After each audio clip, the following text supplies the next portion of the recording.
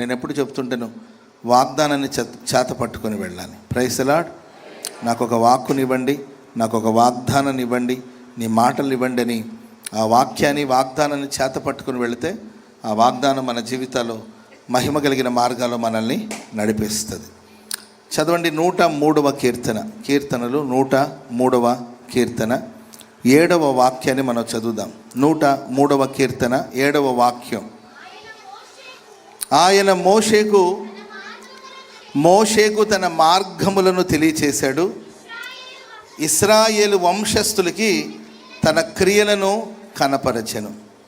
ఆయన మోషేకు తన మార్గములను తెలియచేశాను, ఇశ్రాయేలు వంశస్థులకి తన క్రియలను తన కార్యాలను కనపరిచాడంట. స్తోత్రం చెప్పండి గట్టిగా. ఇక్కడ మోషే, మరోవైపున ఇశ్రాయేలు వంశస్థులు, రెండు గుంపులు మనం చూస్తాం. ఒకవైపున మోషే, మరోవైపున ఇశ్రాయేలు వంశస్థులు. మోషే ఒక్కడే, ఇశ్రాయేలు ప్రజలు లక్షలాది మంది ప్రజలు ఉన్నారు. మోషేకు తన మార్గాన్ని దేవుడు చూపించాడు, ఇశ్రాయేలు ప్రజలకి తన కార్యాన్ని చూపించాడు. స్తోత్రం చెప్పండి గట్టిగా. మీకు దేవుని మార్గం కావాలా, దేవుని కార్యాలు కావాలా? చెప్పాలి. ఏం కావాలి? మీరు ఏది అడుగుతారో ఈరోజు అది ఇమ్మని ప్రభుని అడిగి వెళ్తాను నేను. దేవుని మార్గం కావాలా మీకు? దేవుని క్రియలు కావాలి. దేవుడు ఎన్నెన్నో కార్యాలు అందరి జీవితంలో ప్రభు చేస్తాడు. కుల మత వర్ణ విచక్షణ భేదం లేకుండా అందరికీ దేవుడు మేలు చేసే దేవుడు. అందరికీ ఆయన ఉపకారి, అందరికీ సహాయం చేస్తాడు. ఆయన ఏ కులంలోనైనా పుట్టొచ్చు, ఏ మతాన్ని అనుసరించేవాడైనా కావచ్చు. దేవుని వైపు తేరు చూసి దేవుని వైపు చేతిలో చాపి ప్రార్థన చేస్తే నీవు ఏ కులపు వాడు, నీకెందుకు నేను సహాయం చేయాలని కోరుకునే దేవుడు కాదు. ఎందుకంటే క్రైస్తవ్యంలో కులం లేదు, క్రైస్తవ్యం మతం కాదు. ఆయన అందరిని ప్రేమిస్తాడు, అందరికీ ఉపకారి, అందరికీ సహాయం చేస్తాడు. శ్రమపడే వాళ్ళందరికీ దేవుడు తోడుగా ఉంటాడు. ఆయన వైపు చేతులు చాపి ప్రార్థిస్తే తన గుప్పిలు విప్పి వారి అవసరాలు అక్కర్లన్నీ తీరుస్తాడు. ఆనాడు ఇశ్రాయేలు ప్రజలకు దేవుడు ఎన్నెన్నో అద్భుతాలు ప్రభు చేస్తూ వచ్చాడు. ఆకాశం నుండి మన్నాను కురిపించాడు, బండల నుండి జీవజల నదులు పారేటట్లుగా ప్రభు చేశాడు. ఎండగా ఉందంటే మేఘస్తంభమై ప్రభు వచ్చాడు, రాత్రి సమయంలో అగ్ని స్తంభమై ప్రభు నిలబడ్డారు. ఎన్నెన్నో అద్భుతాలు, ఎన్నెన్నో ఆశ్చర్యకార్యాలు, ఎన్నెన్నో మహత్కార్యాలేమో ప్రజలందరికీ ప్రభు చేశాడు. కానీ తన మనసులో ఉన్న మార్గాన్ని మోషేకి మాత్రమే బయలుపరిచాడు. చెప్పండి కూడా మొదటి గట్టిగా చెప్పండి గట్టిగా. హల్లెలూయా. దేవుని మందులో మనం ఒక్కొక్కరు ఒక మోషేలాగా మారాలి. ఆమెను చెప్పండి గట్టిగా. సంఘానికి నీవు ఒక మోషేగా మారాలి, కుటుంబానికి నీవు ఒక మోషేగా మారాలి. హల్లెలూయా. అప్పుడు దేవుని మనసులో ఉన్న మార్గాలు ఏంటి, దేవుని మనసు ఏంటి, దేవుని చిత్తం ఏంటి, దేవుని ప్రణాళిక ఏంటో, ఆయన ఏమి చేయాలనుకుంటున్నాడో, ఆయన మనల్ని నడిపించాలనుకునే మార్గం ఏమిటో, దేవుని మనసులో ఏముందో అది మనం పూర్తిగా అర్థం చేసుకొని మనము నడవడమే కాకుండా మనతో ఉన్నవాళ్ళని కూడా మన ఆ మార్గాల్లో నడిపిస్తాడు. స్తోత్రం చెప్పండి గట్టిగా. కొందరు వాళ్ళు నడవలేరు, కుటుంబ సభ్యుల్ని నడిపించలేని పరిస్థితులు ఉంటారు. ఎందుకంటే దేవుడు ఏమనుకుంటున్నాడు తెలియదు. అందుకే ఎవరో ఒకరి మీద డిపెండ్ అయ్యి ప్రార్థన చేసి ఏదో ఒకటి చెప్పండి, అమ్మాయికి పెళ్లి చేయాలనుకుంటున్నాను ప్రార్థన చేసి చెప్పండి పాస్టర్ గారని ఎవరినో అడగాల్సిన అవసరం లేదు. నీవు దేవుని మార్గాన్ని గ్రహించిన వాడివైతే నీ బిడ్డల జీవితంలో నీవే తీర్మానం తీసుకోవాలి, ఏ డిసిషన్ తీసుకోవాలి, నీ బిడ్డ పట్ల ప్రభు ప్రణాళిక ఏంటి, నీ కుమార్తె పట్ల ఆయన ప్రణాళిక ఏంటి, నీవు చేసే వ్యాపారం పట్ల ఆయన ప్రణాళిక ఏంటి, నీవు చేసే పనుల పట్ల ఆయన ప్రణాళిక ఏంటి నీకు స్పష్టంగా తెలుస్తుంది. కనుక ఆయన ఆజ్ఞల మార్గమందు నువ్వు నడిపించబడతావు. స్తోత్రం చెప్పండి గట్టిగా. హల్లెలూయా. బైబిల్లో మోషే గారి గురించి ఒక 2-3 మాటలు చెప్పాలని నేను ఆశిస్తూ ఉన్నాను. మీరు శ్రద్ధగా వినాలి. మోషేకున్న సమర్పణ మనకున్నప్పుడు మోషేలాగా దేవుడు మనల్ని కూడా వాడుకుంటాడు. Praise the lord. చదవండి హెబ్రీ పత్రిక 11వ అధ్యాయము 24వ వచనం.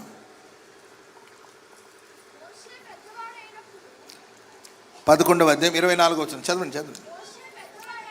మోషే పెద్దవాడైనప్పుడు విశ్వాసమును బట్టి ఐగుప్తు ధనము కంటే క్రీస్తు విషయమైన నింద గొప్ప భాగ్యమని ఎంచుకొని అల్పకాలం పాపభోగమును అనుభవించడం కంటే దేవుని ప్రజలతో శ్రమ అనుభవించడం మేలని యోచించి ఫరో కుమార్తె యొక్క కుమారుడిని అనిపించుకోవడానికి ఒప్పుకొనలేదు. స్తోత్రం చెప్పండి అందరు గట్టిగా. హల్లెలూయా. మోషే గారి చరిత్ర మనందరికీ తెలుసండి. ఆనాడు ఉన్న చట్టాలు, పుట్టిన మగపిల్లవాడిని తీసుకెళ్ళి నైల్ నదిలో విసిరేయాలి. అందుకే తల్లులు ఆనాడు హెబ్రీ స్త్రీలు పిల్లల్ని కనాలంటేనే భయపడుతున్న సందర్భాల్లో మోషే పుట్టాడండి. ఆ బాబు బహు సుందరుడై ఉంటే ఆ బిడ్డని చంపడానికి తల్లికి మనసు లేక 3 నెలలు ఆమె బిడ్డను దాచింది. ఆ తర్వాత ఆ బిడ్డను దాచలేకపోయింది. చివరికి ఈ సంగతి తెలిస్తే తన ప్రాణానికి, తన మిగతా పిల్లల ప్రాణానికి కూడా ప్రమాదం వస్తుందేమని భయపడి ఒక పెట్టెలో, ఒక బాక్సులో, ఒక జమ్ము పెట్టెలో, లేకపోతే ఒక పెట్టెలో ఉంచి ఆ జమ్ములో తీసుకెళ్ళి ఆ పెట్టెను ఉంచారండి. అప్పుడే స్నానాని కోసం ఫరో కుమార్తె అక్కడికి వచ్చినట్టుందండి. ఆ పెట్టె ఏంటో అని ఓపెన్ చేసి చూస్తే దాంట్లో ఒక చిన్న చంటి పిల్లడు. తల్లి ప్రాణం కాదండి, స్త్రీ, ఒక తల్లి కాదండి, ప్రాణం తరుక్కుపోయింది. ఎవరో హెబ్రీలకు సంబంధించిన కుమారులు అనుకుంటారని ఆ బిడ్డని ఆ నదిలో అలా విడిచిపెట్టడానికి ఇష్టం లేక ఆ బిడ్డను తీసుకొని పెంచి పెద్ద చేసింది ఆ తల్లి. ఇవన్నీ మనకు తెలిసిన వివరాలు, విషయాలు. ఒక సమయం వచ్చిన తర్వాత మోషే తాను ఎవరో తనకు తెలిసిందండి. అప్పుడు ఆయన ఫరో కుమార్తె యొక్క కుమారుడని అనిపించుకోవడానికి ఒప్పుకొనలేదు. స్తోత్రం చెప్పండి అందరు గట్టిగా, చెప్పండి గట్టిగా హల్లెలూయా. విశ్వాసాన్ని బట్టి, దేవుని మీద తనకున్న అపారమైన విశ్వాసాన్ని బట్టి, ఒకవైపున రాజభోగం, ఒకవైపున రాజవైభోగం అండి. ఫరో కుమార్తె యొక్క కుమారుడు అనేది ఒక సాధారణమైన స్థాయి, సాధారణమైన పదవి కాదు, ఒక పెద్ద పదవి. కాబోయే రాజు అయిన. స్తోత్రం చెప్పండి అందరు గట్టిగా హల్లెలూయా. మిమ్మల్ని రాబోయే కాలంలో మిమ్మల్ని కాబోయే రాజుగా చేస్తారంటే ఎవరు వద్దంటారు చెప్పండి? ఈ ఏరియాలో మిమ్మల్ని ఒక కౌన్సిలర్ గానో వార్డు మెంబర్గా పెడతామన్నారు అనుకోండి, అంతకన్నా భాగ్యం ఏముందయ్యా అనుకుంటారు. అంతే కదండి, ఎవరు కాదంటారు చెప్పండి? ఈ మధ్య నేను ఒక న్యూస్ విన్నాను. ఆయన, నా భార్యను కానీ వార్డు మెంబర్గా మీరు గెలిపిస్తే మీకు 5 సంవత్సరాలు ఫ్రీగా కటింగ్ చేయిస్తారు అంటే. ఇది కటింగ్ షాప్ అంట, కటింగ్ షాప్ అయింది. ఆయన నా భార్యను కానీ మీరు గెలిపిస్తే 5 సంవత్సరాలు ఈ ఊర్లో ఉన్న మగాళ్ళందరికీ నేను ఫ్రీగా కటింగ్ చేయిస్తానని చెప్పి మొత్తం మీద అనౌన్స్ చేస్తున్నాడు అనమాట. అదేం చిన్న విషయం కాదు, చాలా కష్టమే. 5 ఏళ్ళు అంటే వారానికి ఒకసారి వస్తారో, 2 రోజులకు ఒకసారి వస్తారో. ఏంటంటే ఫ్రీ కాబట్టి ఫ్రీ బస్సులో ఆడవాళ్ళు ఎట్లకి బయలుదేరి వెళ్తున్నారు. ఫ్రీ బస్సు ఏమని పెట్టారో, ఒకటే ప్రయాణాలు స్త్రీలు. మగాళ్ళకి అసలు పాప సీట్ ఉండట్లే అసలు. Praise the lord.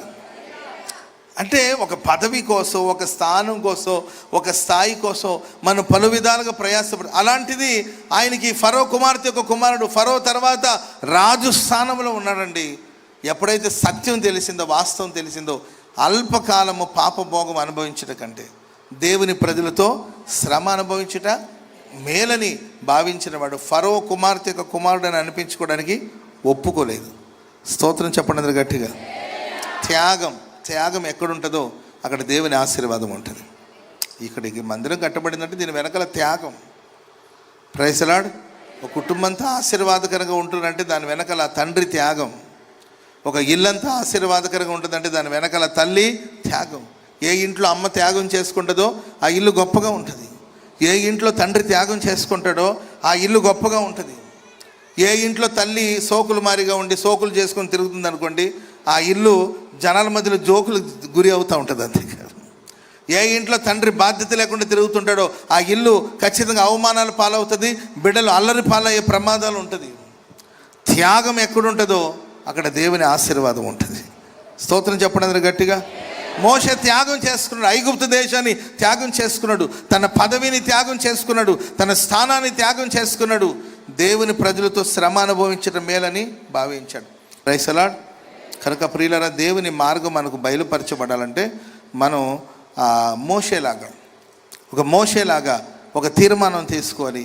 లోకం నాకు వద్దు, దేవుడే కావాలి, దేవుని ప్రజలతో శ్రమ అనుభవించడం మేలని భావించి మరి ఫరో కుమారుడని చెప్పుకోవడానికి ఒప్పుకొనక తీర్మానం చేసుకున్నాడు. ఆ తీర్మానం తనను బలపరిచింది. రెండో మాట కూడా చెప్తాను, త్వరగా చదవండి. 106వ కీర్తన 23వ వాక్యం.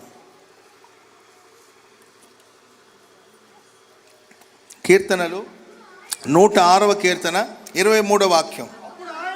అప్పుడు ఆయన నేను వారిని నశింప చేస్తానని చెప్పారు.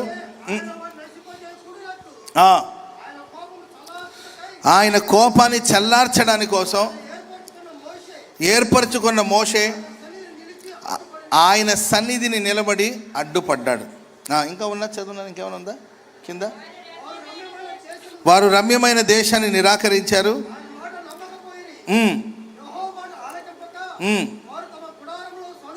ఈ చదవబడిన సారాంశం తలల పైకెత్తి వినండి. ఇశ్రాయేలు ప్రజలకి మోషేకున్న వ్యత్యాసం నేను చెప్తున్నాను. ఇశ్రాయేలు ప్రజలు రమ్యమైన దేశాన్ని నిరాకరించారంట.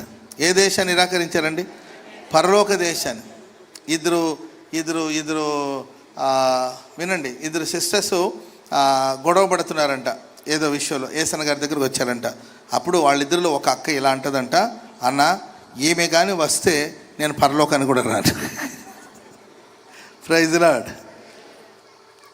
ఈమె పరలోకానికి పోతే నేను నరకానికి పోతా, ఈమె నరకానికి పోతే మేము వీళ్ళతో కలిసి ఉండలేమంట. అమ్మా, పరలోకం అది రమ్యమైన దేశం. స్తోత్రం చెప్పండి అది గట్టిగా.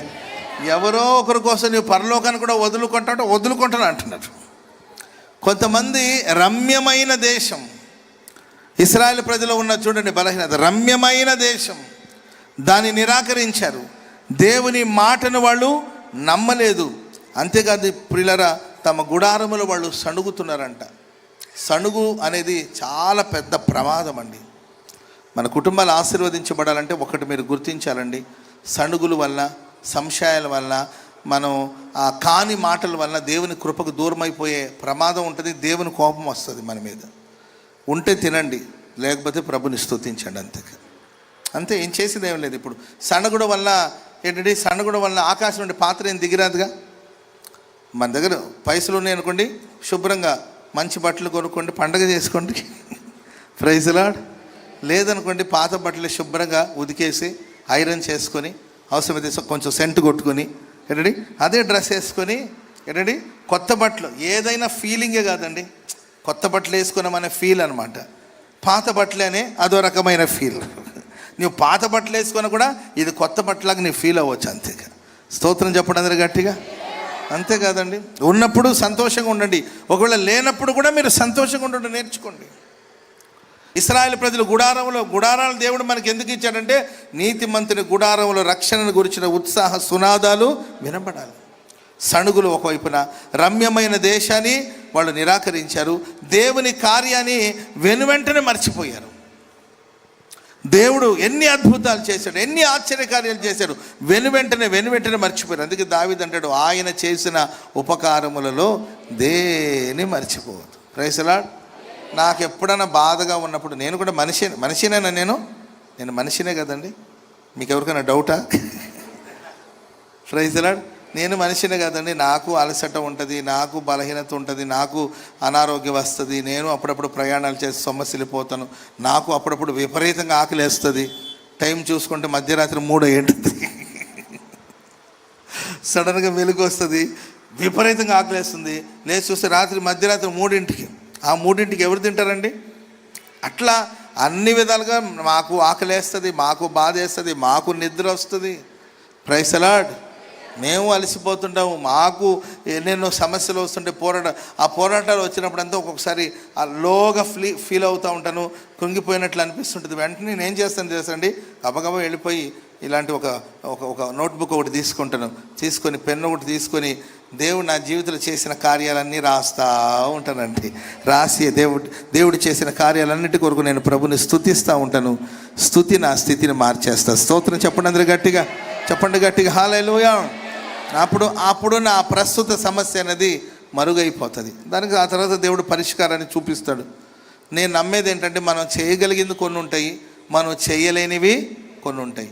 చేయగలిగిందని చేస్తాము, చేయలేని వాటిని ప్రభుకు అప్పచెప్పేస్తాం. అంతే. ఆమె చెప్పండి అందరూ గట్టిగా హల్లెలూయా.